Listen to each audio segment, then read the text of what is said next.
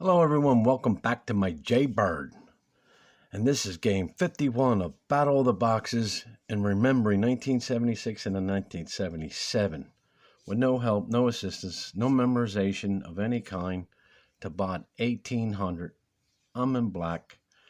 And this game is more crazier than the last game, the 1700. And this is why I think I get exhausted. This is why I'm exhausted now. I'm having problems playing. Because when you see this 18, wait till you see this game. This is monotonous. And I do remember back in the day, me and Jay Bird played a game till we got done with one game. Some of the games we got done, we didn't even want to play no more. We were totally exhausted after playing that game. And this is like one of these ones. But I think when I was playing it, I was in it. But now looking at it, I think, this will fry anybody up. I mean, look at this. This is unbelievable. Huh. Let's get to it. E4, D6, D4, E6, F3, A6, G5. I push the bishop up E7, and this bot's aggressive too. This one's a tough one. After E7, D2. I finish up the pawn structure for J Bird. H6, takes E7. I take with the knight. E7. Now I can go into a knight's bird, knight's queen. You see? I keep my theory going still. Even through his attack. This is like Jay Bird. Jay Bird used to do that. That's why that pawn, but he beat me to the punch coming this way. And there's a perfect example back in the day. Jay Bird always used to run this bishop down all the time. Try to stop the play. After E7 takes, E2, I castle, he castles, D7, look at that.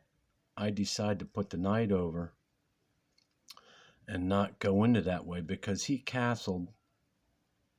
My bishop ain't doing me no help here whatsoever.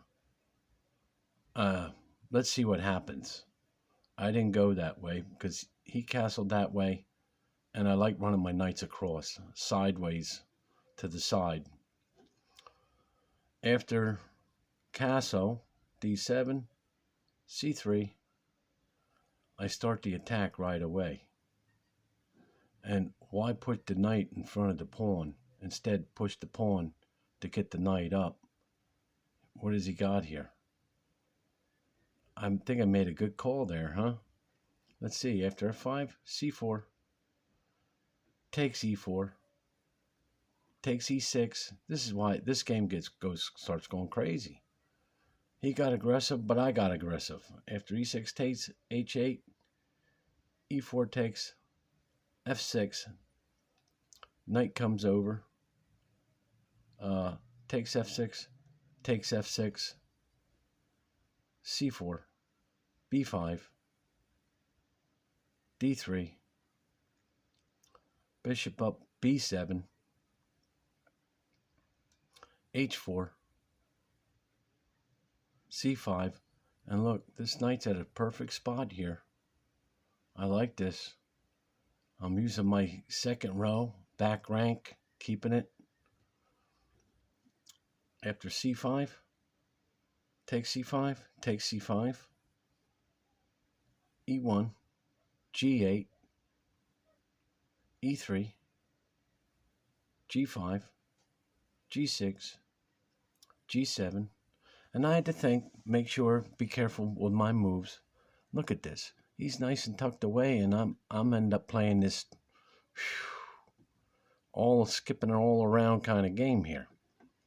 After G7, E5, C4, F5, D6, C3. He didn't want to trade. After C3, D8, E6. Offer another trade. Look at this. Complications. There's a lot going on here. See, he had this, but now I stopped that. But if he takes, I can take my knights here. What's going to happen here? After d4, I didn't calculate it to the T. It's just that I know that there's fair play here. Okay, after d4, takes d4, takes d4, c3, d2, takes f6, takes f6, e1, and check this out. Man, tactic, he forces me to go into tactics. I have to defend myself the whole time with this thing. This is crazy. I mean, but if he takes, I still can get his knight. If he takes, I could take this, or take this and then take his knight.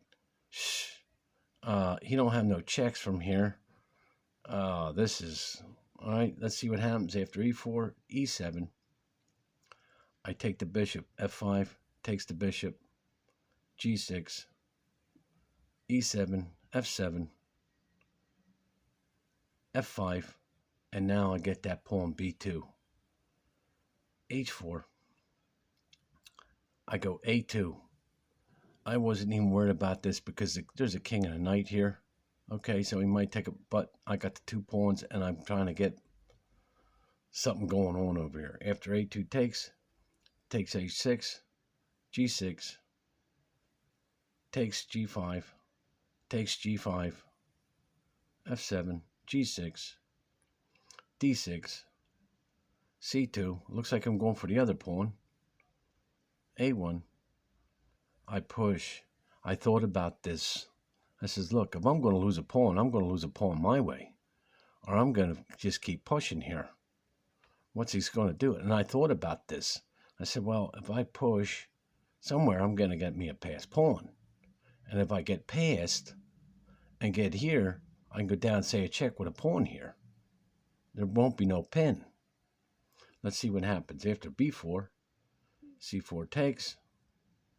b4 takes, c3, c4. I go d5. He takes a6. Check. I have to get out. f5. He goes b5. I go check c1, h2, b1, a3. Move it up, b2. He goes over d6. I come back, b4, c4. Look at this. I can walk right in. There's nothing he can do. Watch this. When I seen that, I said, wait a minute. I could go in. So after c4, what does he do? What do I do? c2, g4, g5, f4. I picked the right pawn to take. f4. He goes d4, g5. Takes b2, queen c1, c4, c2, d2, d3. Takes d5.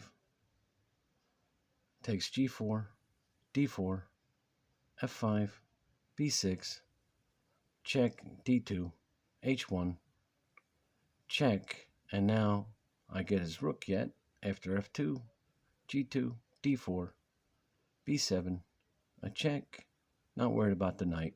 Queen's enough to finish. d5, takes f2, takes b7, e2, e4, f2, b3, e1, e3, f1, f3, g1, g3, h1. Keep him on the back rank, b2, g1, and that's game. And this one's a long game, and we had games like that too. Long thinking, and sometimes we were done and we both called it a day because we were exhausted. Playing hard. And this is the way chess is.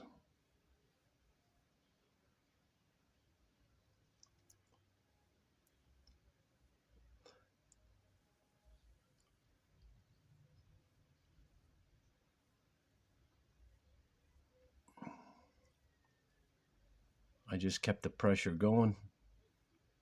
Moved the pieces when I had to move them. And that's all I can do. Keep the pressure going. And I made the best move here. I'm positive. I mean, if he would have took it, no doubt I would have had to take that piece. And then the game would have went on. But he didn't take it. And I come over here. I want to keep it strong. Now I'm willing to trade, not realizing what I'm going to get myself into. But he takes now, I take. I knew I was going here for that pawn. I take with the knight. And there was another one. That was mixed up crazy. And sometimes when I get in these positions, I say it's only a game. What am I going to do? I got to do this. If I go away from it, I'm going to have more problems.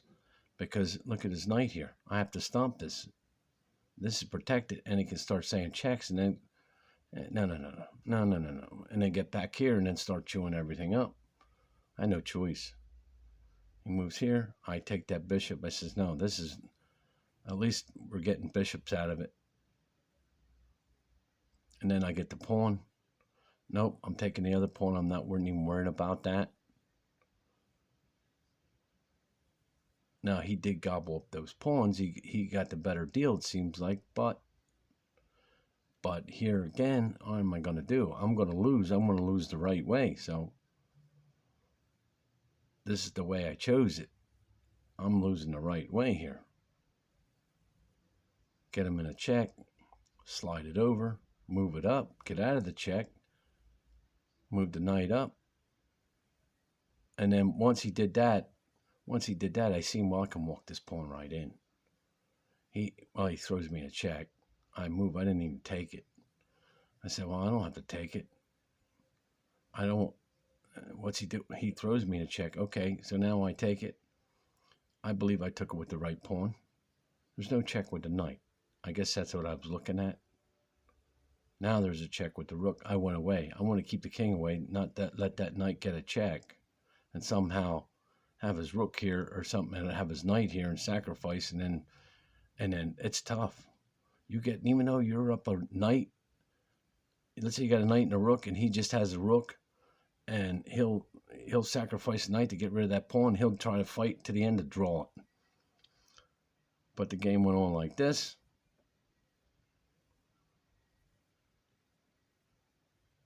And I knew it was over then. From this point on. It was a tough one. And that's game. Okay, thanks for stopping by, and we're going to have some more Battle of the Boxes.